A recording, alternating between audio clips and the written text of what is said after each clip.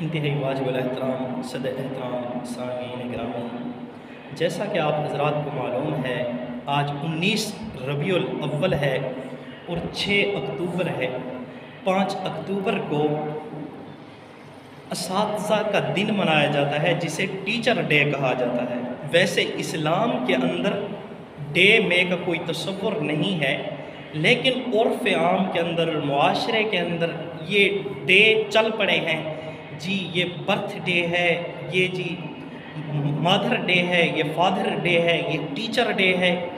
ویسے تو مسلمانوں کے لیے آیا دن ہی ٹیچر ڈے ہوتا ہے۔ استاذ کے سامنے تو انسان منہ ہی نہیں اٹھا سکتا، استاذ کے سامنے انسان اپنے آپ کو غلام بنا لیتا ہے۔ یہی وجہ ہے حضرت علی رضی اللہ تعالی عنہ نے فرمایا جس سے میں نے ایک لفظ بھی سیکھا ہے نا وہ میرا استاذ ہے، میں اس کا غلام ہوں، میں اس کا نوکر ہوں۔ آج افسوس کہ ہم استاذوں کی قدر و منزلت کو بھول گئے ہیں، جس کی وجہ سے ہمیں ڈے منانے کی ضرورت پڑی، وگرنہ حضور اکرم صلی اللہ علیہ وسلم نے فرمایا او مسلمانوں کی جماعت انما بعثت معلما، میں معلم بنا کر بھیجا گیا ہوں۔ حضور اکرم صلی اللہ علیہ وسلم استاذ ہیں، اگر استاذ با ہمت ہو پھر شاگرد بھی با ہمت نکلتے ہیں، اگر استاذ خود احساس کمتری کا شکار ہو تو پھر شاگرد بھی احساس کمتری کا شکار ہوتے ہیں۔ استاذ کو چلنا نہ آتا ہو شاگرد بھی چل نہیں سکتے، اگر استاذ پرواز کرنے والا ہو پھر شاگرد بھی شہین نکلتے ہیں، پھر شاگرد بھی پرواز اڑتے ہیں، پھر پرواز بھرتے ہیں اور مخالف سمت چل پڑتے ہیں۔ جب استاذ کے اندر کچھ نہ ہو تو پھر شاگرد ہی فالتو اور نکمے نکلتے ہیں۔ اس لیے کہا جاتا ہے استاذ کو چاہیے اپنے اندر جتنی کمیاں ہیں ان کو دور کر دے تاکہ شاگردوں کے اندر کوئی کمیاں نہ رہیں۔ تو میں عرض کر رہا تھا جناب نبی کریم صلی اللہ علیہ وسلم نے فرمایا او میری امت یاد رکھنا انما بعثت معلما، میں ایک ٹیچر ہوں، میں ایک استاذ ہوں۔ جناب نبی کریم صلی اللہ علیہ وسلم نے استاذ بن کر دکھایا ہے، جناب نبی کریم صلی اللہ علیہ وسلم نے لیڈر بن کر دکھایا ہے، جناب نبی کریم صلی اللہ علیہ وسلم نے ایک مثالی باپ بن کر دکھایا ہے، جناب نبی کریم صلی اللہ علیہ وسلم نے ایک مثالی مینیجر بن کر دکھایا ہے، جناب نبی کریم صلی اللہ علیہ وسلم نے مثالی استاذ بن کر دکھایا ہے۔ جناب نبی کریم صلی اللہ علیہ وسلم خود عمدہ ہیں اور ان کے جو شاگرد ہیں وہ بھی عمدہ ہیں۔ یہی وجہ ہے جناب نبی کریم صلی اللہ علیہ وسلم خود لیڈر ہیں تو جناب نبی کریم صلی اللہ علیہ وسلم کو ماننے والے بھی لیڈر بنتے ہیں۔ جناب نبی کریم صلی اللہ علیہ وآلہ وسلم ایسے لیڈر ہیں کہ جو لیڈر دنیا کے اندر نہیں ملتا، جتنی لیڈرشپ کی کوالٹیز ہوتی ہیں ساری کوالٹی جناب نبی کریم صلی اللہ علیہ وسلم کے اندر پائی جاتی ہیں۔ یہی وجہ ہے وہ لیڈر کامیاب ہوتا ہے جو اپنے ماتحتوں کو صرف آرڈر نہ کرتا رہے بلکہ اپنے ماتحتوں کے ساتھ مل کر وہ کام بھی کرتا ہوا نظر آئے۔ تو میں نے سیرت کا مطالعہ کیا، مجھے جناب نبی کریم صلی اللہ علیہ وسلم کی سیرت کے اندر یہ پہلو واضح نظر آتا ہے کہ میں دیکھتا ہوں جناب نبی کریم صلی اللہ علیہ وسلم کو مسجد بنانے کی ضرورت پڑتی ہے، مسجد قباء بنانا چاہتے ہیں، جناب نبی کریم صلی اللہ علیہ وسلم پہلے پتھر خود اٹھاتے ہیں، صحابہ دیکھا دیکھی جناب نبی کریم صلی اللہ علیہ وسلم کو سارے پتھر اٹھانا شروع کر دیتے ہیں۔ پھر غزوہ خندق کا موقع آتا ہے، میں دیکھتا ہوں جناب نبی کریم صلی اللہ علیہ وسلم خود خندق کھود رہے ہوتے ہیں، جناب نبی کریم صلی اللہ علیہ وسلم سے وہ پتھر صحابہ کرام توڑواتے ہیں جو 10 صحابہ کرام پتھر نہیں توڑ سکتے، وہ پتھر جناب نبی کریم صلی اللہ علیہ وسلم نے خود توڑا ہے اور خود کھدائی کی ہے، وہ کھدائی جو مشینیں نہیں کر سکتی ان صحابہ کرام نے حضور اکرم صلی اللہ علیہ وسلم کو دیکھ کر خود ہاتھوں سے کھدائی کی جو آج کی مشینیں بھی کھدائی نہیں کر سکتی۔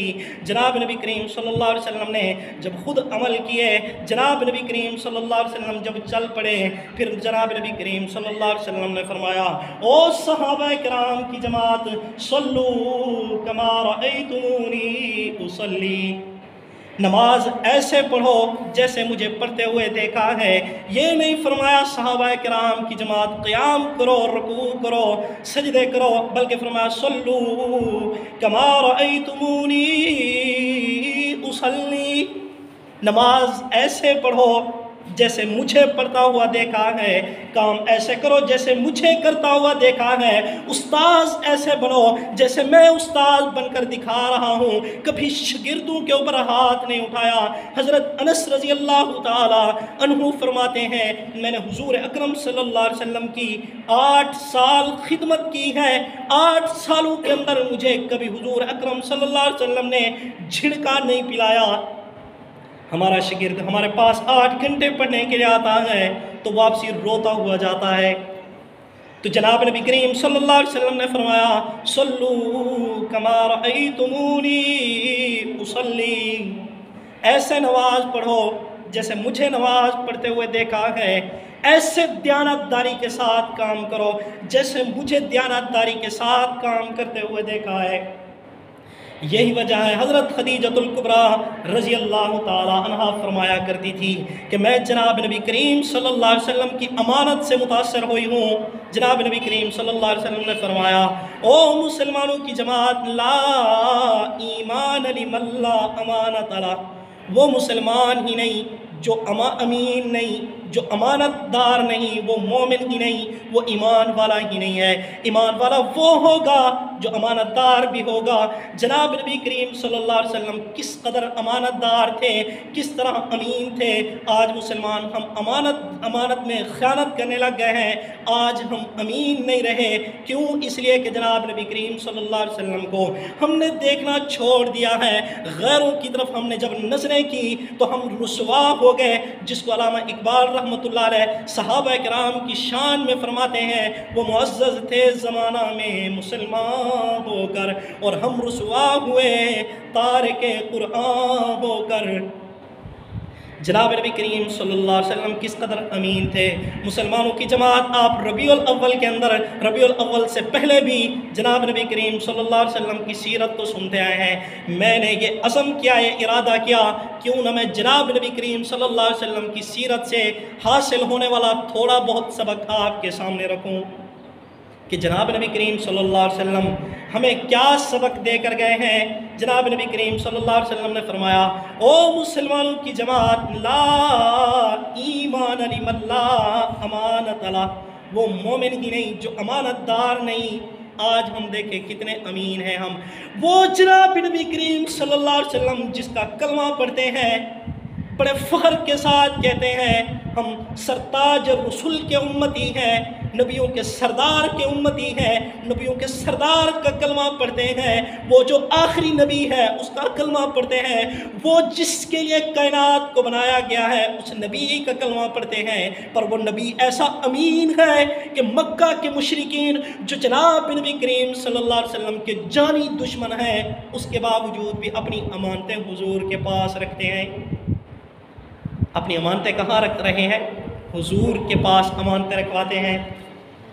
اب حضور صلی اللہ علیہ وسلم کی امانت کا عالم چیک کرو مسلمانوں۔ حضور اکرم صلی اللہ علیہ وسلم کو مشرکین نے مکہ سے نکلوا دیا، اپنے وطن سے نکلوا دیا۔ اب حضور چاہتے تو امانتیں بھی ساتھ لے جاتے اور لوگوں کو بتلا دیتے کہ انہوں نے مجھے نکالا ہے تو ان کی امانتیں میرے لیے حلال ہو گئی، استغفر اللہ۔ ہاں، لیکن ایسا نہیں کیا۔ فرمایا علی یہ امانتیں واپس کر کے آنا ہے۔ افسوس کے ساتھ آج مسلمان امانت دار نہیں رہے۔ یہی وجہ ہے آپ کا قومی خزانہ ہی محفوظ نہیں ہے، آپ کا چند پیسے جو کسی کے پاس رکھ دیے جائے وہ محفوظ نہیں ہے۔ یہ کلمہ پڑھنے والوں کے حالات ہیں کہ آپ نے جناب نبی کریم صلی اللہ علیہ وسلم کی سیرت کو بھول گئے ہیں۔ آج ہم جناب نبی کریم صلی اللہ علیہ وسلم کی سیرت کو تو سن لیتے ہیں، لیکن سیرت سے جو سبق ملتا ہے اس سبق کو دہرانے کے لیے، اس سبق کے اوپر چلنے کے لیے ہم تیار نہیں ہوتے۔ یہی وجہ ہے جناب نبی کریم صلی اللہ علیہ وسلم امین ہیں اور ہم خیانت کرنے لگ گئے ہیں۔ خیانت کی تو رسوائی کا سامنا بھی کرنا پڑا۔ جناب نبی کریم صلی اللہ علیہ وسلم نے فرمایا علی یہ ساری امانتیں لٹا کر آنا، تو حضرت علی رضی اللہ تعالی عنہ نے ساری امانتیں لٹائی ہیں۔ وہ جو جناب نبی کریم صلی اللہ علیہ وسلم کے جانی دشمن ہیں، وہ جا کر کافروں کے سامنے جا کر گواہیاں دے رہا ہے حضرت سفیان رضی اللہ تعالی عنہ جب تک مسلمان نہیں ہوئے تھے اس وقت کیسر و کسرا کے بعد بادشاہ کو کیا کہتے ہیں کہ اس کی خاصیت یہ ہے کہ اس نے زندگی کے اندر کبھی جھوٹ نہیں بولا۔ الصدق ینجی والکذب یہلک۔ حضور فرما کر گئے او مسلمانوں کی جماعت، میں نے 63 سالہ زندگی گزاری ہے انسانیت کے ساتھ، ان انسانوں کے ساتھ جو صرف اور صرف جہالت کا معاشرہ تھا، اس کے باوجود اس جہالت والے دور کے اندر میں نے کبھی جھوٹ نہیں بولا، تم نے بھی جھوٹ نہیں بولنا۔ اگر تم جھوٹ بولو گے تو ہلاک ہو جاؤ گے، سچ بولو گے تو نجات پا جاؤ گے۔ آج دیکھیں معاشرہ کتنا سچ بولتا ہے، ایک ریڑھی والا سچ بولنے کے لیے تیار نہیں، ایک گھر والی اپنے گھر والے کے سامنے سچ بولنے کے لیے تیار نہیں۔ کلمہ کس کا پڑھتی ہے؟ اس ذات کا کلمہ پڑھتی ہے جس ذات کے لیے کائنات کو بنایا گیا ہے۔ حضور نے فرمایا جھوٹ بولو گے رحمت والے فرشتے تم سے دور چلے جائیں گے، جب رحمت والے فرشتے دور چلے جائیں گے پھر شیاطین تمہیں لپیٹ لیں گے، پھر شیاطین کی جال کے اندر پھنس جاؤ گے، پھر جاؤ گے جیلی پیروں کے پاس اور جیلی بھوپوں کے پاس، وہ کہیں گے جی تمہیں جنات لگے ہوئے ہیں، پھر تمہارا بیڑا غرق کر کے رکھ دیں گے، تمہیں شرک بھی کروائیں گے۔ لہٰذا جھوٹ سے بچ جاؤ، رحمت والے فرشتے تمہارے ساتھ ہوں گے اور شیاطین تمہارے قریب بھی نہیں چٹک سکیں گے۔ آج کتنا معاشرہ ایسا ہے جو سچ بولنے کے لیے تیار ہو۔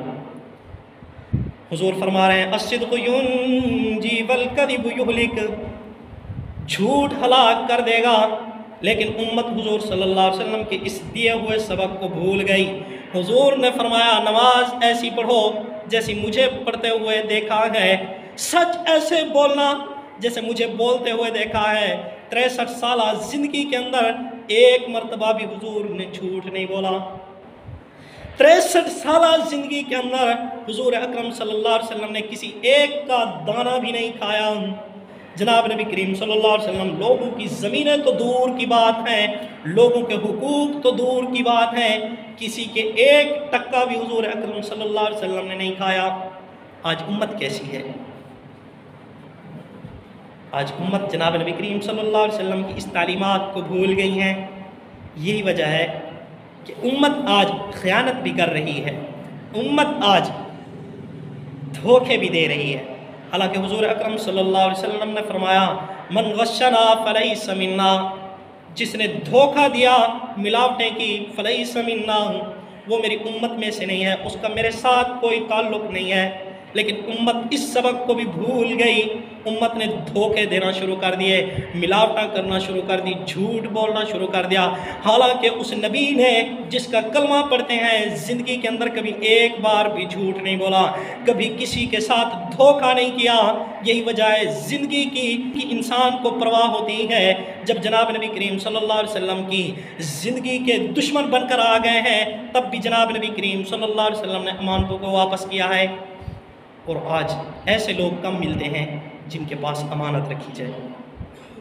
تو جناب نبی کریم صلی اللہ علیہ وآلہ وسلم نے ایسا معاشرہ تیار کیا کہ خود لیڈر تھے تو ان کے ماننے والے بھی لیڈر نکلے۔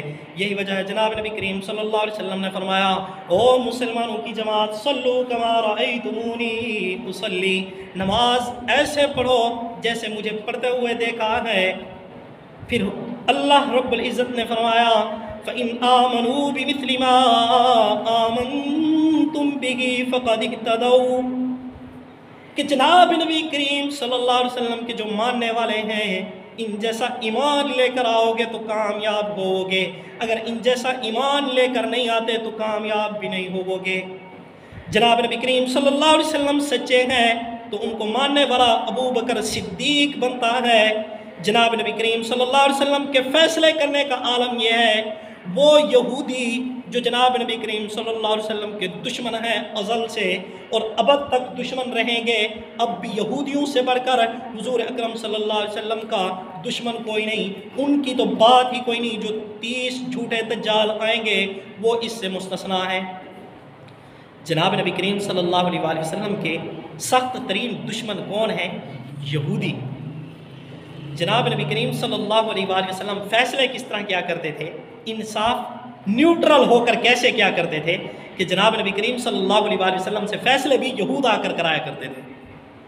یہود جو حضور کے دشمن ہیں ازل سے ابد تک، مطلب یہ نہیں اس وقت دشمن تھے اب دوست بن گئے ہوں، ایسا بھی نہیں، اس وقت بھی دشمن اب بھی کیا ہیں؟ دشمن ہیں۔ تو وہ فیصلے کس سے کرا رہے ہیں؟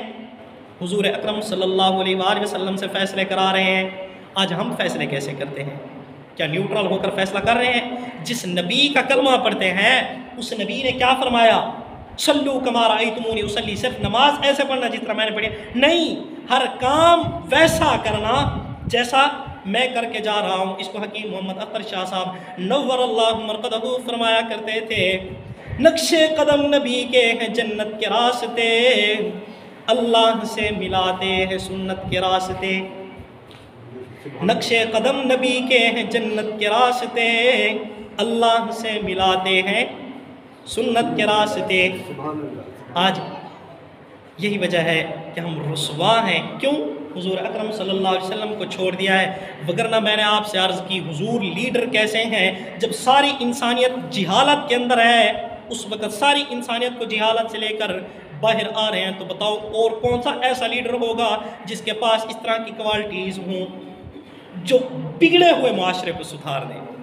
وہ معاشرہ جناب نبی کریم صلی اللہ علیہ وسلم نے سدھارا، جو معاشرہ ایک دوسرے کا خون چوستا تھا جس طرح آج ایک دوسرے کا خون چوس رہے ہیں۔ ایسا نہ ہے؟ ایسا ہی ہے۔ جہاں پر اندھیرا ہوتا ہے وہیں پر روشنی بھی ہوتی ہے، اجالا ہے تو اندھیرا بھی ہے، اندھیرا ہے تو اجالا ہے، دن ہے تو رات ہے، رات ہے تو اندھیرا ہے، صحت ہے تو بیماری ہے، بیماری ہے تو صحت ہے، اور اسی طرح بوڑھا ہے تو جوان ہے، جوان ہے تو بوڑھا ہے، یہ بچہ ہے تو جوان ہے، جوان ہے تو بچہ ہے، مرد ہے تو عورت ہے، یہ ضدیں تو چلتی رہتی ہیں۔ تو جہالت بھی اس طرح عروج پر جا رہی ہے۔ الحمدللہ حضور کی تعلیمات رکی نہیں، حضور کی تعلیمات بلند ہوتی جا رہی ہیں، لیکن جہالت بھی عروج پاتی جا رہی ہے۔ آپ نے دیکھا کہ پہلے دور کے اندر جب جناب نبی کریم صلی اللہ علیہ وسلم آئے تو لوگ بیٹیوں کو زندہ درگور کر دیا کرتے تھے۔ اللہ نے قرآن نازل فرمایا وَإِذَا الْمَوْءُودَةُ سُئِلَتْ بِأَيِّ ذَنبٍ قُتِلَتْ۔ آج معاشرہ جہالت کی اسی طرف دوڑتا ہوا جا رہا ہے۔ یہی وجہ ہے میاں والی کا واقعہ ابھی بھولا نہیں ہے، جس نے اپنی ایک ننھی بچی کو 6 دن کی بچی کو 6 ہی گولیاں مار ڈالی تھی۔ آج معاشرہ جہالت کی طرف دوبارہ دوڑتا ہوا جا رہا ہے۔ یہی وجہ ہے کہ بیٹیاں پسند کوئی نہیں، بیٹا چاہیے بیٹی نہیں چاہیے۔ تھوڑا قریب تشریف لے آنا، آپ بھی قریب آ جائیں تاکہ میں آپ کے ساتھ بات تو کر سکوں۔ ادھر آ جائیں، ادھر میرے سامنے، جزاک اللہ۔ تو میں عرض کر رہا تھا آج دیکھیں سب صاحب اولاد بیٹھے ہیں، اللہ نے ہر ایک کو بیٹی بھی دی ہے، ہر ایک کو کیا دی ہے؟ بیٹی بھی دی ہے۔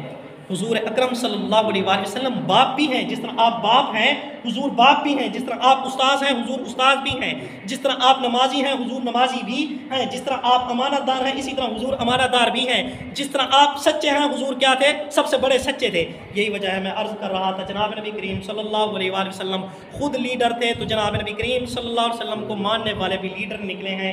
حضور اکرم صلی اللہ علیہ وسلم باپ ہیں تو مثالی باپ ہیں۔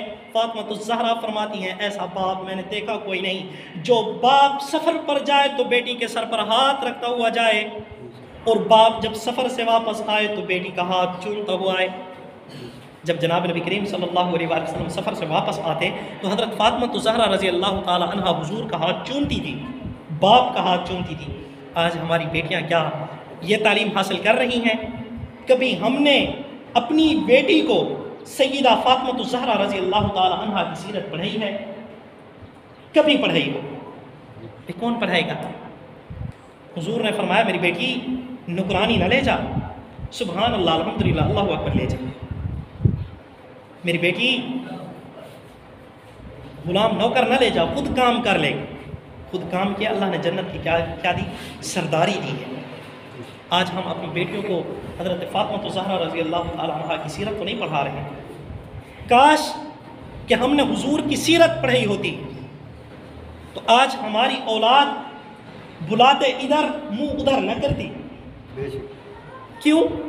کہ حضور اکرم صلی اللہ علیہ وسلم نے جو معاشرہ تیار کیا ہے وہ معاشرہ ایسا ہے کہ اس معاشرے کے متعلق اللہ خود فرما رہے ہیں آمنو بمثل ما آمنتم بہ فقد اہتدوا، ان جیسا ایمان لے کر آؤ گے تو ہدایت پاؤ گے، ان جیسا ایمان نہیں لاتے تو ہدایت بھی نہیں ہے۔ اور کیا فرمایا؟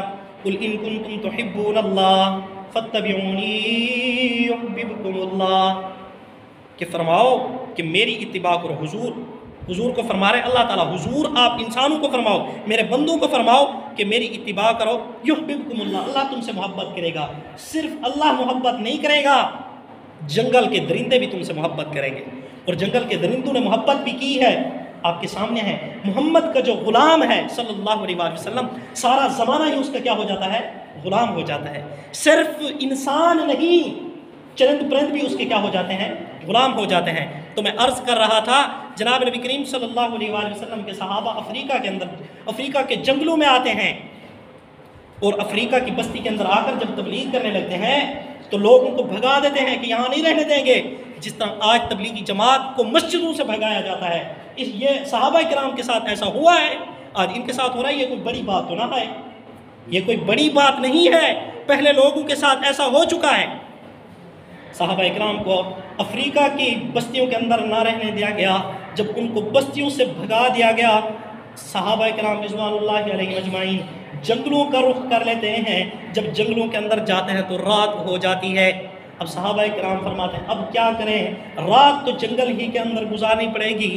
تو مشورہ کرتے ہیں آپس کے اندر، کیونکہ اللہ رب العزت نے فرمایا امرهم شورا وبینہم مما رزقناہم ينفقون، کہ آپس کے اندر مشورہ کر لیا کرو۔ صحابہ کرام نے مشورہ کیا کہ اب کیا کریں۔ انہوں نے کہا جی ان سے ریکویسٹ کر دیتے ہیں جانوروں سے کہ آج رات ہم محمد کے غلام اس جنگل کے اندر گزارنا چاہتے ہیں، کیا آپ ہمیں گزارنے دیں گے؟ ہمیں تنگ تو نہیں کرو گے؟ کہیں ایسا نہ ہو کہ ہم سوئے ہوئے اور کانوں کے اندر کیڑیاں چلی جائیں۔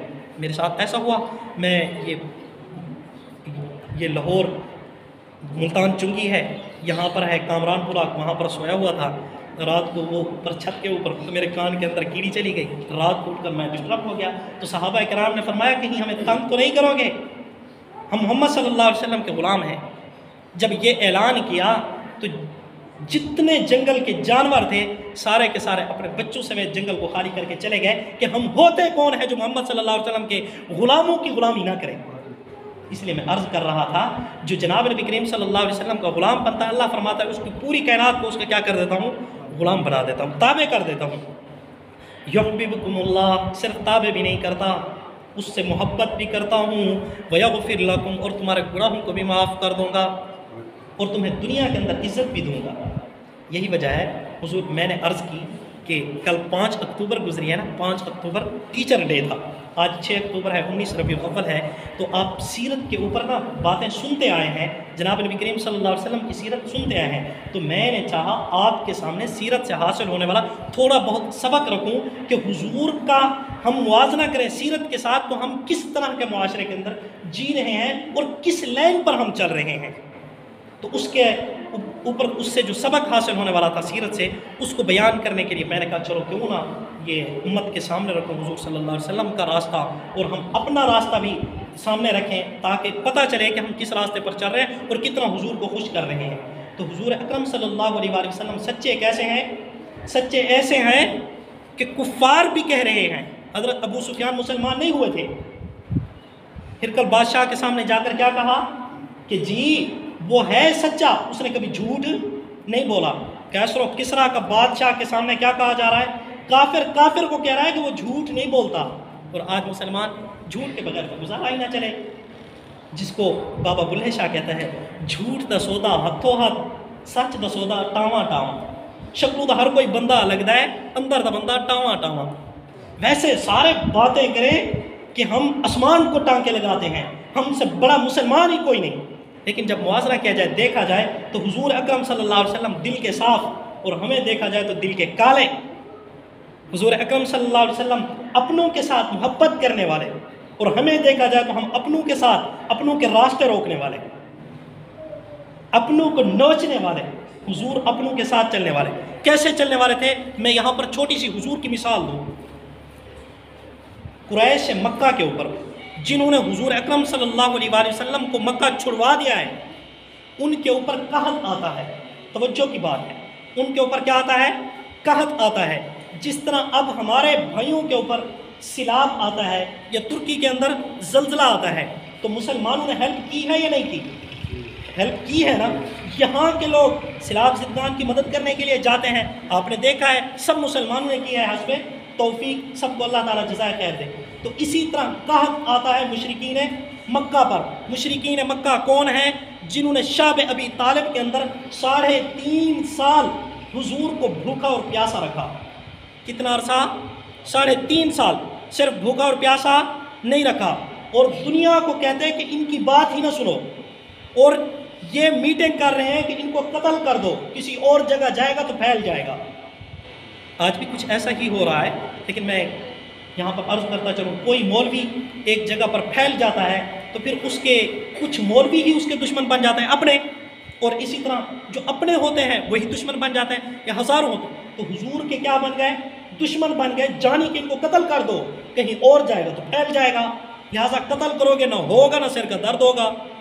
تو یہ میٹنگ ہوئی اور ان حضور کو مکہ سے نکالا گیا، اور حضور اکرم صلی اللہ علیہ وسلم کی بیٹیوں کو طلاقیں بھی دلوائی۔ آج کل آپ بھی منگنیاں کرتے ہیں، اسی طرح منگنی ہوئی پڑی تھی، تو حضور اکرم صلی اللہ علیہ وسلم کی بیٹیوں کو کیا کر دی گئی؟ طلاق دے دی گئی، بیٹیوں کو چھڑوا دیا گیا۔ صرف چھڑوایا ہی نہیں، نیزہ بھی مارا گیا ہے، نیزہ بھی مارا گیا ہے۔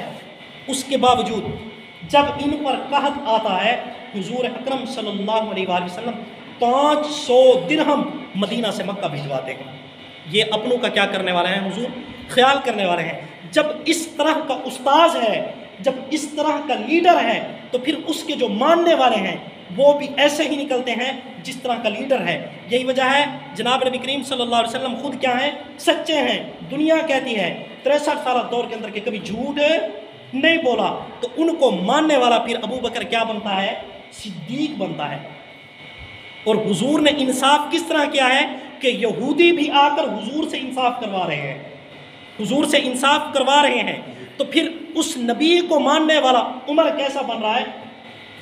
عادل بن رہا ہے، جس کا عدل فاروقی دنیا کے اندر مشہور ہے۔ دنیا اس طرح کا اب کیا چاہتی ہے؟ عدل مانگ رہی ہے۔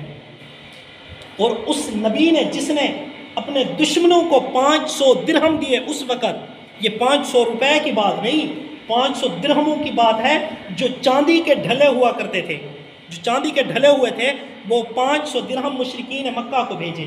تو اس کو ماننے والا عثمان پھر کیا بنتا ہے؟ سخی بنتا ہے۔ جب مدینہ کے اندر قحط آتا ہے تو پھر دنیا کہتی ہے کہ آپ کو 1 کے بدلے 10 دیتے ہیں، عثمان کہتا ہے 1 کے بدلے 10 کے 100 بھی دو، تب بھی دینے کے لیے تیار نہیں ہوں، یہ اللہ کے راستے میں کیا کروں گا؟ تقسیم کروں گا۔ اس کے ماننے والا پھر اس طرح کا سخی بنتا ہے۔ اور وہ نڈر اس طرح کے ہیں، بہادر اس طرح کے ہیں، جب پورا معاشرہ دشمن ہے، جب پورا معاشرہ مخالف ہے، پورا معاشرہ جہالت میں ڈوبا ہوا ہے، اس وقت وہ اکیلا کھڑا ہوتا ہے شیر بن کر، تو اس کو ماننے والا علی بھی کیا بنتا ہے؟ شیر خدا بنتا ہے۔ تو استاذ کے اندر جو کوالٹیاں ہوتی ہیں وہ پھر شاگردوں کے اندر بھی منتقل ہوتی ہیں۔ تو استاذ جو ہے اس کو لیڈر ہونا چاہیے، اس کو احساس کمتری کا شکار نہیں ہونا چاہیے۔ پھر جو شاگرد ہوتے ہیں وہ بھی کامیاب نکلتے ہیں۔ اگر استاذ احساس کمتری کا شکار ہے تو پھر جو شاگرد ہوتے ہیں وہ بھی کیا نکلتے ہیں؟ فارغ ہی نکلتے ہیں۔ اسٹوڈنٹ بھی ویسے ہی ہوتے ہیں جس طرح کا پھر کیا ہوتا ہے؟ استاذ ہوتا ہے۔ تو استاذ کا کردار کیا ہوتا ہے؟ بہت نرالا ہوتا ہے، استاذ انمول ہوتا ہے۔ استاذ کا مقام والدین کے بعد سب سے بڑا مقام ہے، تو پھر کس کا ہے؟ استاذ کا ہے۔ علماء اکرام فرماتے ہیں اگر تم چاہتے ہو کہ اللہ تمہارے علم کے اندر برکت دے، تمہارے پاس علم آئے، تو پھر استاذ کے پاؤں دباؤ، استاذ کے پیر چومو، پھر تمہارے پاس کیا آئے گا؟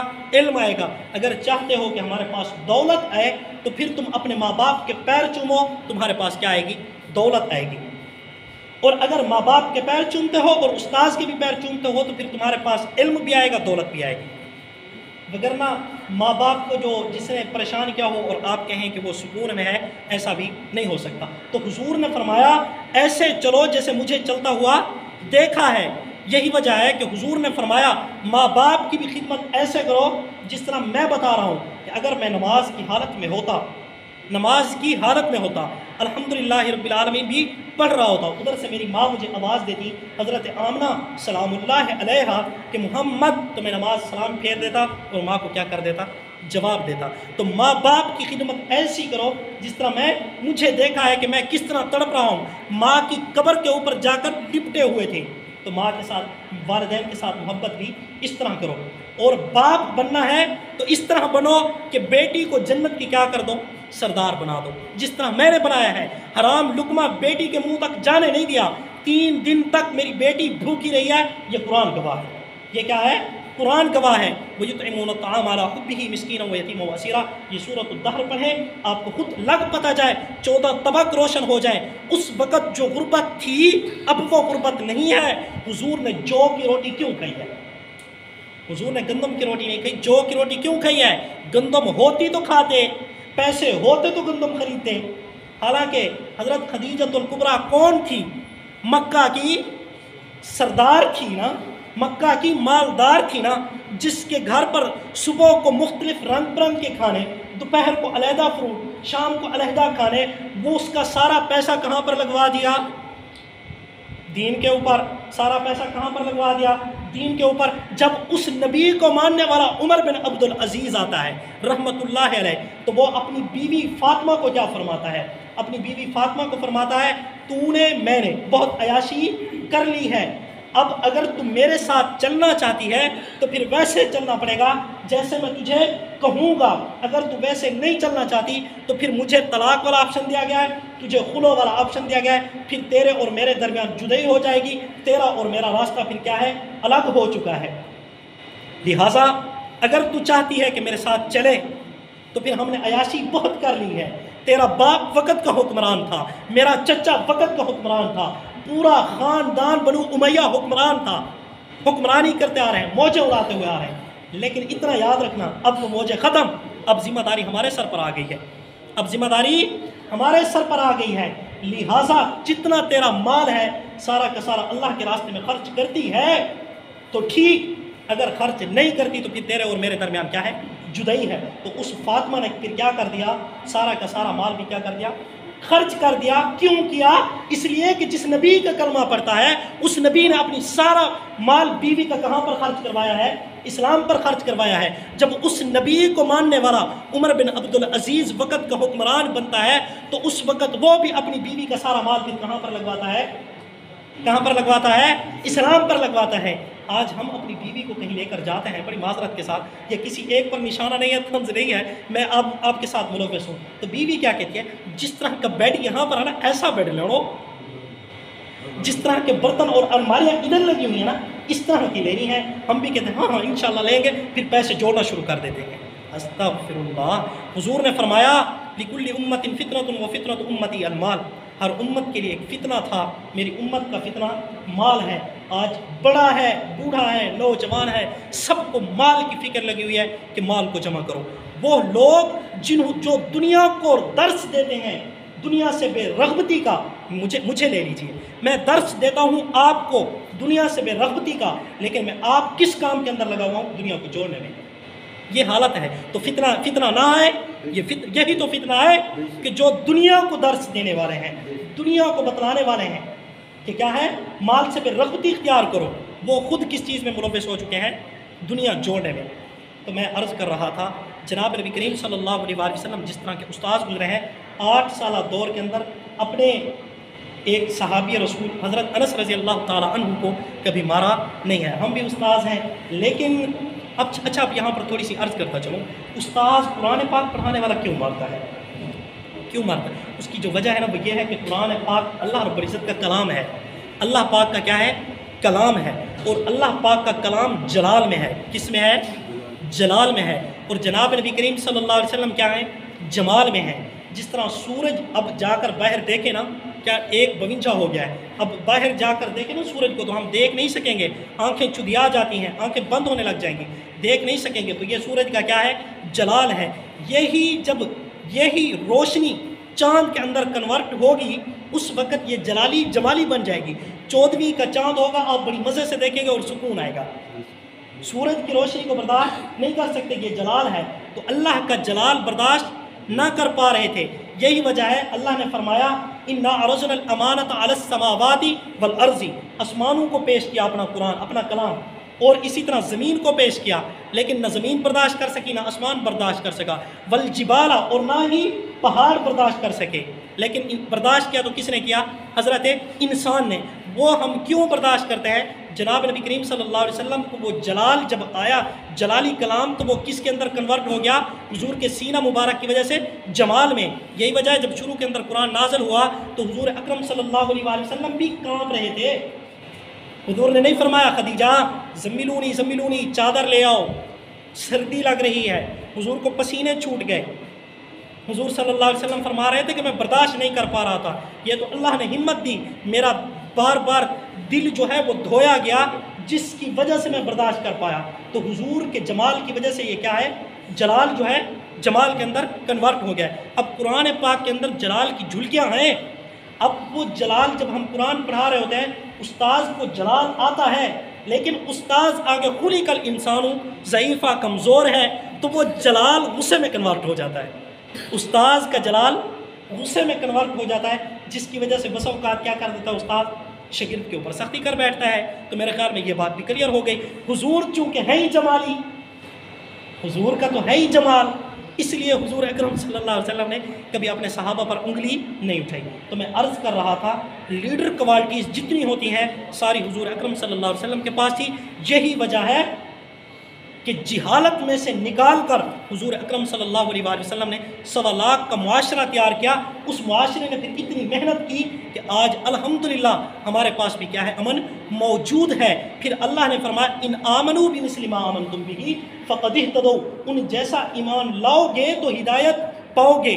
پھر وہ جو ایک دوسرے کا خون پینے والے تھے، جب میدان کے اندر شہید ہوئے پڑے ہوتے ہیں اور سانس کی آخری رمقے ہوتے ہیں، چند سانس چل رہے ہوتے ہیں، اس وقت پانی خود نہیں پیتے بلکہ اپنے کیا کرتے ہیں؟ ساتھ والے کو پانی پہنچاتے ہیں اور خود دم توڑ جاتے ہیں۔ اس طرح کا معاشرہ حضور نے تشکیل دیا، وہ معاشرہ جو پہلے ایک دوسرے کا کیا کرنے والے تھے؟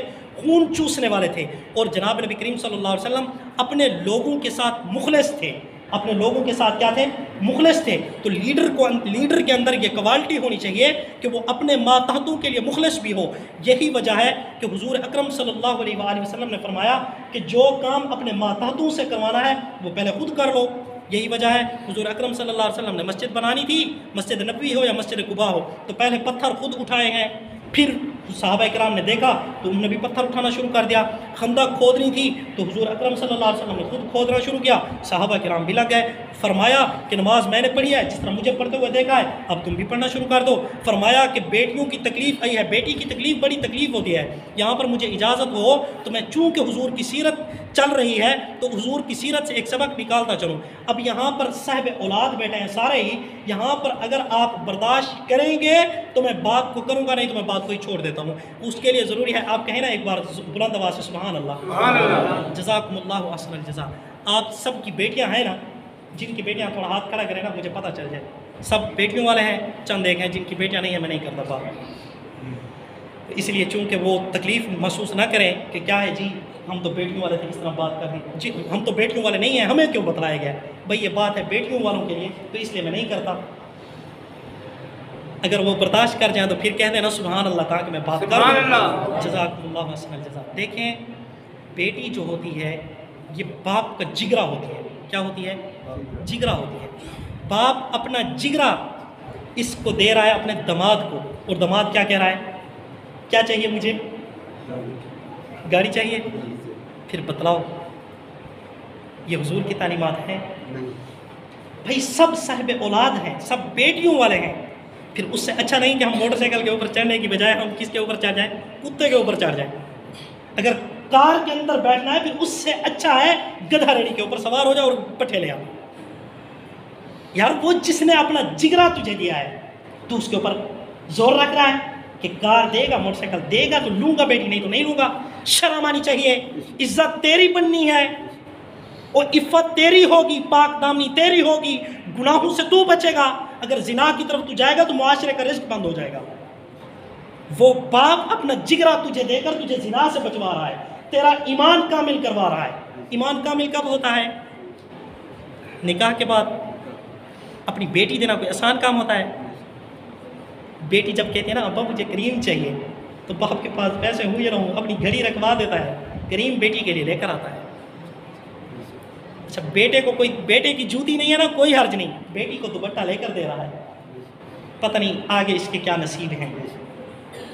بے شرم، اب تو اس باپ کو جو اپنا کلیجہ اور جگرا تجھے دے رہا ہے اس کو کہتا ہے مجھے ساتھ موٹر سائیکل دے، تجھے چھتر نہ ساتھ دے، چھتر تیار ہیں ان لوگوں کے لیے۔ یار اللہ نہ کرے جس باپ کے اوپر آپ زور دے رہے ہو کہ مجھے گاڑی دے، وہی گاڑی تجھے جا کر کہیں ٹھک جائے اور تیری جان بھی لے لے، بتاؤ اس گاڑی کا کیا کرے گا؟ کتنے موٹر سائیکلوں کے اوپر ایسے سوار ہیں جو گرے ہیں آج تک بچے ہی نہیں ہیں۔ حضور نے فرمایا بیٹیوں کو جس طرح بیٹیوں کا دکھ میں سہ کر جا رہا ہوں تم بھی سہ لینا، تم بھی سہ لینا۔ میری بیٹیوں کو بھی طلاقیں ہوئی ہیں، میری بیٹیوں کو بھی تکلیفیں دی گئی ہیں۔ میری بیٹی 1.5 سال تک حضرت زینب سلام اللہ علیہا 1.5 سال تک عمر بن عاص رضی اللہ تعالی عنہ کا انتظار کرتی رہی، لہٰذا تمہاری بیٹی کو بھی کوئی بدبخت واپس بھیج دے تم بھی برداشت کر لینا، تمہارے نبی کے ساتھ بھی ہوا ہے۔ بیان ہی نہیں ہو سکتی کس طرح کا کلیجہ تھا حضور کا جو برداشت کرتے گئے۔ یار ابھی پیدا نہیں ہوئے باپ گیا، ابھی پیدا ہوئے ہیں تھوڑا پتہ چلا کہ یہ ماں ہوتی ہے، یہ باپ ہوتا ہے، 6 سال کے ہو رہے ہیں ماں بھی گئی، 8 سال کے ہوئے ہیں جب سہارے کی ضرورت پڑتی ہے دادا بھی گیا، اور اسی طرح 12-13 سال کے ہو رہے ہیں تو چاچا بھی اور اسی طرح ابھی جناب نبی کریم صلی اللہ علیہ وآلہ وسلم کیا کہتے ہیں ابھی نبوت کا اعلان کر رہے ہیں تو چاچا بھی جا رہا ہے جو سہارا دینے والا ہے حضرت ابو طالب، وہ بھی جا رہے ہیں۔ اور اسی طرح مکہ والے جو اپنے تھے، جو اپنا ساتھ دیتے، جو کہتے ہیں محمد صلی اللہ علیہ وسلم اللہ نے تجھے نبوت دی ہے تو ہمیں تو شکر ادا کرنا چاہیے کہ ہمارے خاندان کے اندر آئی ہے تو ہم تمہارے ساتھ ہیں۔ وہ اپنے وہ بھی کیا کر رہے ہیں کہ نہیں محمد کی ادھر ضرورت نہیں ہے، قتل کر دو معاذ اللہ۔ اور پھر جب مدینہ کے اندر گئے ہیں وہاں پر سارے منافقین کھڑے ہوئے ہیں، وہ کہتے ہیں جی ہماری تو سرداری چھین لی ہے، ہماری تو سرداری گئی، وہ بھی پروپیگنڈے کرتے ہیں۔ پھر صرف اتنا تک نہیں، پوری انسانیت دشمن بن کر چاروں طرف لپیٹ کر آ گئی۔ وَبَلَغَتِ الْقُلُوبُ الْحَنَاجِرَ وَتَظُنُّونَ بِاللَّهِ الظُّنُونَ۔ یہ پڑھے نا قرآن کہ جو مخلص تھے ابو بکر عمر جیسے، ان کے کلیجے بھی نا گلے تک آ گئے، حناجر گلے تک آ گئے کہ پتہ نہیں آج کیا بنے گا، پوری دنیا نے لپیٹ لیا ہے، آج تو بچیں گے نہیں، رگڑے جائیں گے۔ جس طرح چکی کے اندر آٹا رگڑا جاتا ہے اسی طرح دانوں کی طرح ہم بھی رگڑے جائیں گے، پوری دنیا آ گئی ہے۔ کس طرح حضور برداشت کرتے رہے؟ آج برداشت نہیں ہے تو ہم میں نہیں ہے۔ کوئی بات کر دے اپنے آپ کو سچا ثابت کریں گے، تو ہوتا کون ہے؟ میں نے یہاں پر دیکھا، یہاں پر نہیں ہزاروں جگہوں پر دیکھا، آپ نے بھی دیکھا ہوگا۔ یہ نہیں ہے کہ صرف میں نے دیکھا مجھے 2 آنکھیں لگی ہوئی ہیں تو میری 2 ہیں، آپ کی تو بس ماشاءاللہ کتنی آنکھیں ہیں، کوئی 100 کے قریب آنکھیں مجھے دیکھ رہی ہیں، تو ان 100 آنکھوں میں سے کسی نے نہیں دیکھا ہوگا جو 2 آنکھوں نے دیکھ لیا ہے۔ باپ نے کہا اوے کتنے جا رہا ہے؟ آ رہا ہوں، کیا کہنا ہے؟ لگاؤ حساب لگاؤ۔ باپ کو باپ بن کر دکھا رہا ہے، بیٹا باپ بن کر دکھا رہا ہے۔ باپ جو پوچھ رہا ہے کہاں جا رہا ہے؟ کیوں آ رہا ہوں؟ آپ نے بھی دیکھا ہوگا اس طرح کے بیٹے۔ کیا ہے یہ حضور اکرم صلی اللہ علیہ وسلم؟ دیکھیں اتنی برداشت کر رہے ہیں، ہم سے اتنی برداشت نہیں ہوتی۔ یار ہمارا پڑوسی ہمارے ساتھ تھوڑی سی بس ان بن کر لے، ہمیں کوئی چیز ادھاری نہ دے، اچھا میں نے تو اس کو اتنی چیزیں دی، آج یہ مجھے چیز ہی نہ دی، چلو آئندہ میں اس کو دیکھوں گا، اب گزرے یہاں سے، اب یہاں سے گزرے گا نہیں، دیکھ لیتا ہوں پھر اس کو۔ یہی معاشرہ ہمیں حضور دے کر گئے ہیں۔ حضور نے فرمایا بیٹیوں کی تکلیف میں نے برداشت کی ہے، تم بھی کر لینا، اور فرمایا نمازوں کا اہتمام میں نے کیا ہے، تم بھی کیا کرنا، اہتمام کر لینا، اور اسی طرح فرمایا کہ کبھی جھوٹ میں نے نہیں بولا، تم بھی کیا کرنا، سچ بولنا، اور اسی طرح میں نے کبھی غلط فیصلہ نہیں کیا۔ اگر میری بیٹی فاطمہ تو زہرا بھی ہوتی تو اس کا ہاتھ بھی کیا کرتا، کاٹ دیتا۔ اگر وہ چوری کے زمرے کے اندر، چوری کے جرم کے اندر پکڑی جاتی تو اس کا بھی ہاتھ کیا کر دیتا، میں کاٹ دیتا۔ تو اس حضور اکرم صلی اللہ علیہ وسلم نے ہمیں یہ معاشرہ دیا ہے اور ہم اس معاشرے کو بھول گئے ہیں، جس کی وجہ سے آج جہاں پر دیکھیں وہیں پر پریشانیاں ہیں۔ تو سیرت تو بہت زیادہ تھی، تو میں عرض کرتا چلوں، جس طرح دیکھیں یہ مسجد ہے، یہ کیا ہے، مسجد ہے۔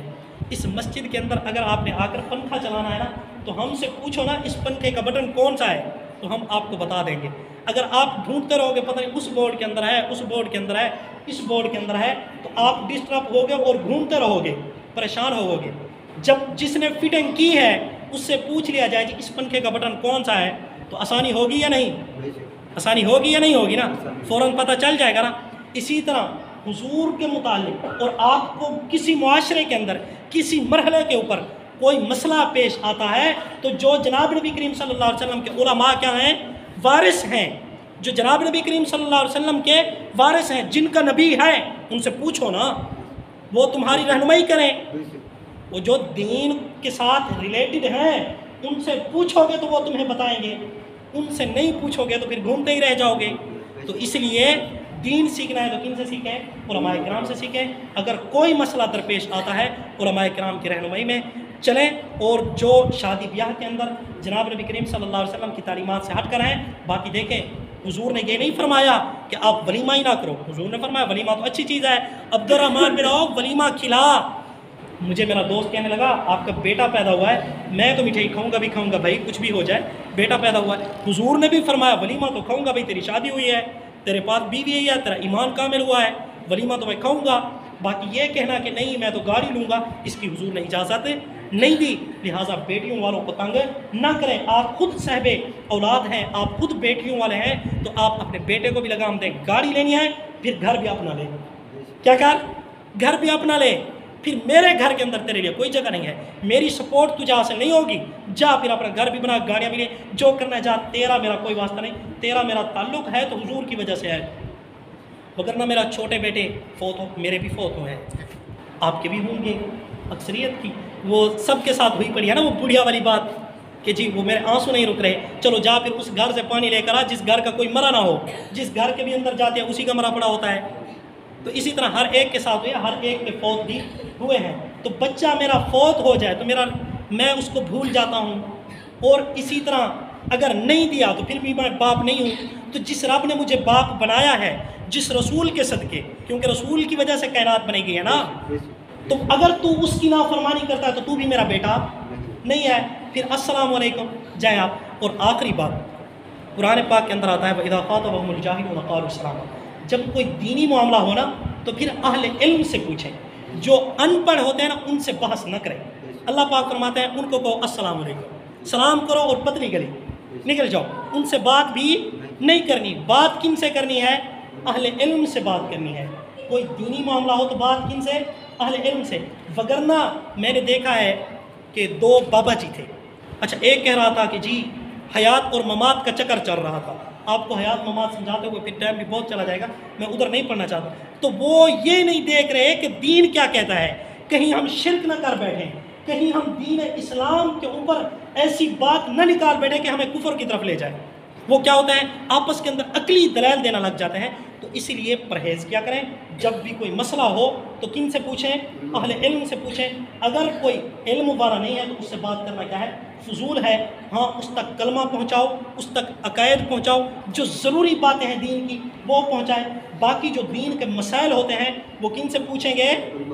علماء کرام سے۔ تو دعا ہے اللہ رب العزت جناب نبی کریم صلی اللہ علیہ وسلم کی سیرت پر جناب نبی کریم صلی اللہ علیہ وسلم کے نقش قدم پر ہم سب کو چلنے کی توفیق عطا فرمائے، اسی کے اندر کامیابی ہے، اللہ ہم سب کو کامیاب فرمائے۔ وآخر دعوانا ان الحمد للہ رب العالمین۔